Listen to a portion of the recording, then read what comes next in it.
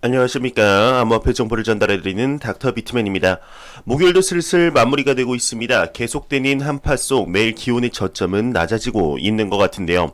문 밖을 잠깐이라도 나갈 때면 너무나 추운 바람이 찾아오는 것 같습니다. 외출하실 때 항상 따뜻하게 입으시길 바랍니다.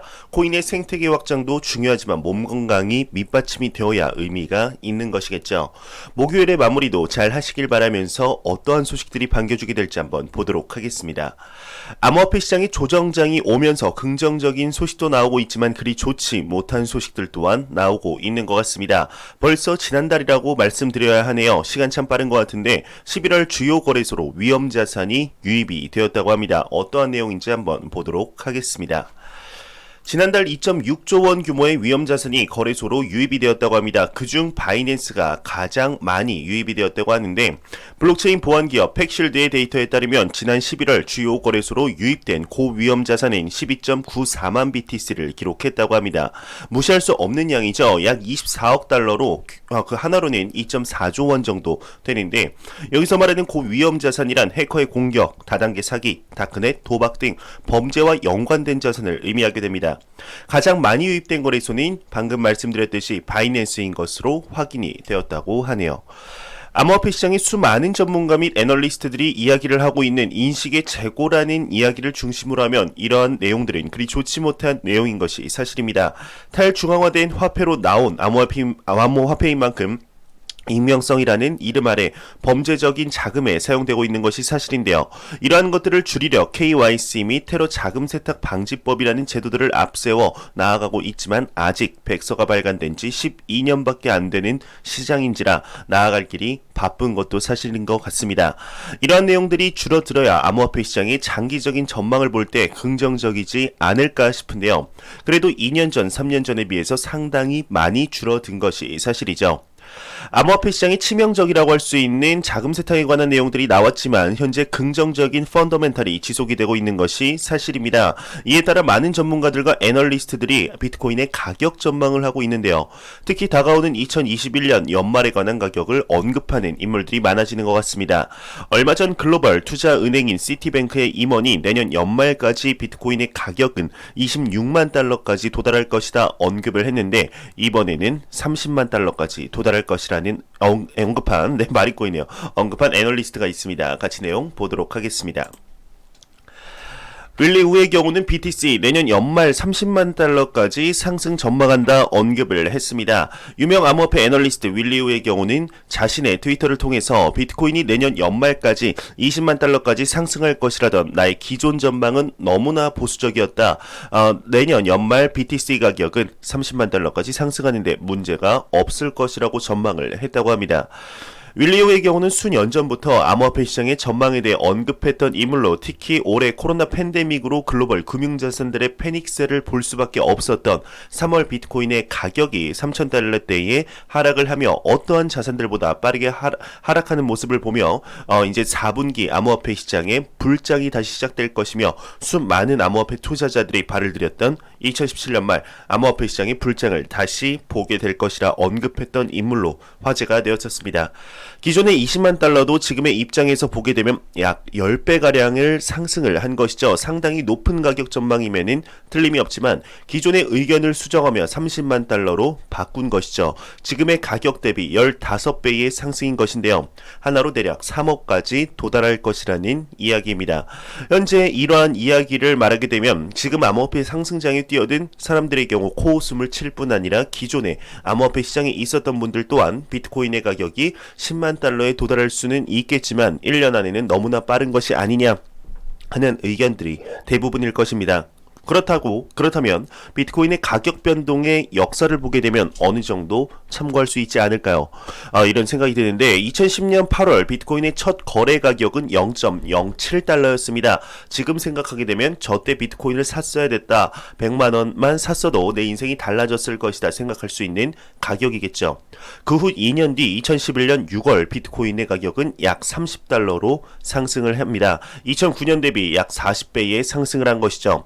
그 후 2년 뒤인 2013년 비트코인의 가격은 그때 당시 최고점 260 6달러까지 상승을 했었습니다. 2년 전 대비 9배의 상승을 이루어낸 것이죠.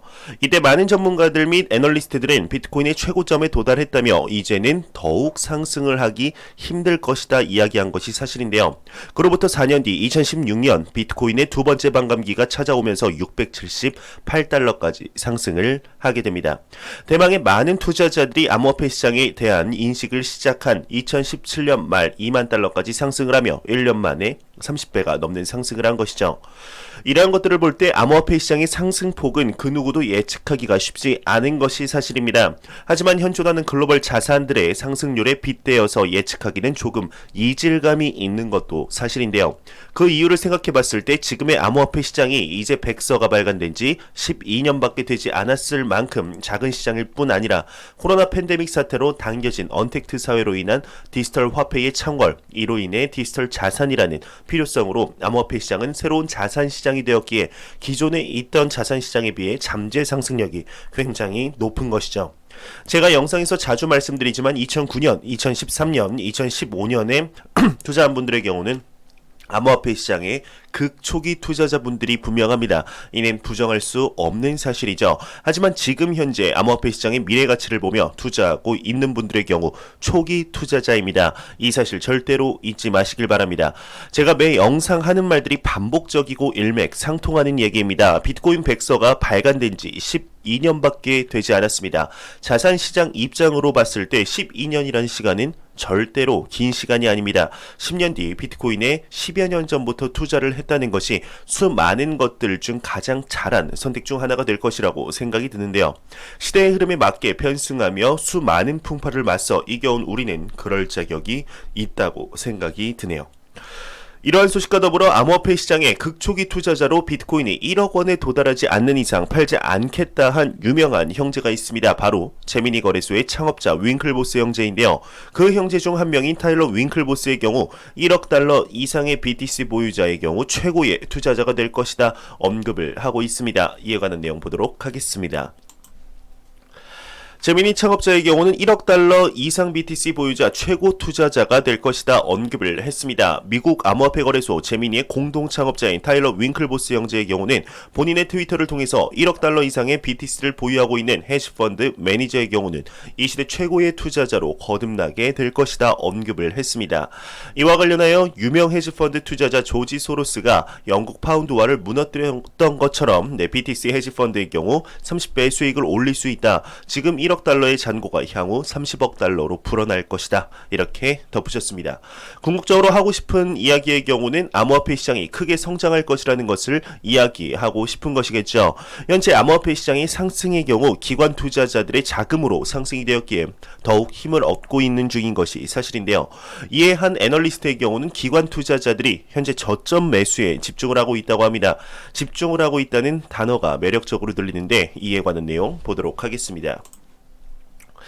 한 애널리스트는 기관 암호화폐 저점 매수에 집중 중이다 언급을 했습니다. 뉴욕 소재 온라인 외환거래 플랫폼 오한다의 에드워드 모아 시니어 마켓 애널리스트의 경우는 비트코인 2만 달러는 여전히 주요 저항선이다. 트레이더는 차익 실현에 나설 수 있지만 기관은 저점 매수에 집중하고 있다. 비트코인은 올해 165% 상승했으며 일각에서는 달러 약세 전망이 계속해서 힘을 얻으며 투자 포트폴리오 다각화를 고민하는 투자자가 많아진 것을 비트코인 상승 배경으로 풀이하고 있다 언급을 했다고 합니다. 한 트레이딩 책임자의 경우는 최근 매도세는 놀랄 수준이지만 기타 지표들은 단기, 중기 모두 상승을 가리키고 있다 이렇게 전했는데요. 최근 암호화폐 시장의 상승장을 기관 투자자들이 이끌고 있다는 것을 여러분들도 많이 들으셨으리라 생각이 됩니다. 이를 다르게 생각해보면 수많은 자금을 투자하는 기관 그리고 고액자산가들의 경우 투자를 할 때 절대로 단기적인 시각으로 투자를 하지 않을 것입니다. 단기라고 하면 3개월, 6개월, 1년을 말하는 것인데요. 보통의 기관 투자자들 그리고 고액자산가들의 경우는 그 시장의 펀더멘털을 보고 투자를 하게 됩니다. 이를 간단하게 설명드리면 지금의 시장 가치보다 2년, 5년, 10년 뒤의 성장 잠재력을 보고 자신의 자산을 다른 곳에 사용하는 투자 기회비용 리스크를 감수한다 해도 높은 가치가 있다고 생각이 들면 기꺼이 투자를 하는 것이죠. 기관들의 자금 유입으로 시작된 암호화폐 시장의 긍정적인 펀더멘털이 2021년까지 이어진다는 것이 이러한 것을 이야기하는 것이라 생각이 듭니다. 더욱 놀라운 것은 이러한 기관들의 투자 자금 유입에도 대중들의 암호화폐 시장에 대한 관심도는 놀라우리만큼 관심이 없다는 것이죠. 그것이 현재 암호화폐 시장에 투자하는 투자자분들에게는 긍정적인 소식이 아닐까 생각이 듭니다. 이러한 상황 속 기관 투자자들의 투자 통로로 불리우는 그레이스케일의 경우는 다시금 주요 채널에서 비트코인의 광고를 시작한다는 내용이 나왔습니다. 내용 보도록 하겠습니다. 그레이스케일은 모든 주요 채널에서 비트코인 광고를 다시 시작한다고 합니다. 드랍골드라는 이런 헤드라인을 내건다고 하는데, 제목에 쓰인 드랍골드라는 뜻은 세계 최고의 안전자산인 골드를 내려놓으라는 뜻이겠죠. 그레이스케일의 CEO 베리 실버트 같은 경우는 트위터를 통해서 모든 주요 채널에서 비트코인의 광고를 다시 실행할 예정이다 전했습니다. 이미 2019년 5월 1일 첫 광고를 진행했었죠.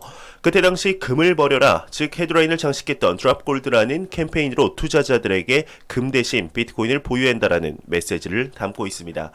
이와 같은 메시지를 담은 광고를 전 매체에 게시하겠다는 뜻인데요. 현재 비트코인의 가격 상승과 더불어 이러한 메시지의 시작이 암호화폐 시장의 불장을 다시 한번 끌어올리는 시작점이 되지 않을까 생각이 듭니다.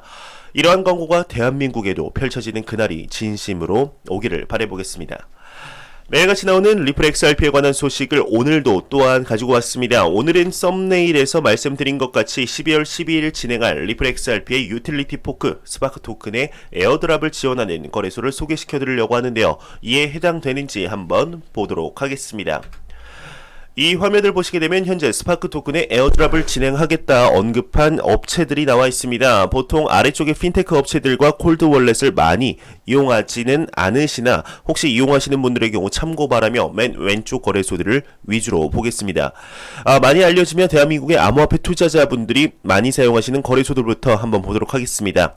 맨 윗줄 보시면은 우리나라 대표적인 암호화폐 거래소 빗썸이 있습니다. 빗썸을 사용하시는 분들은 스파크 토큰을 받으실 수 있다는 말이겠죠.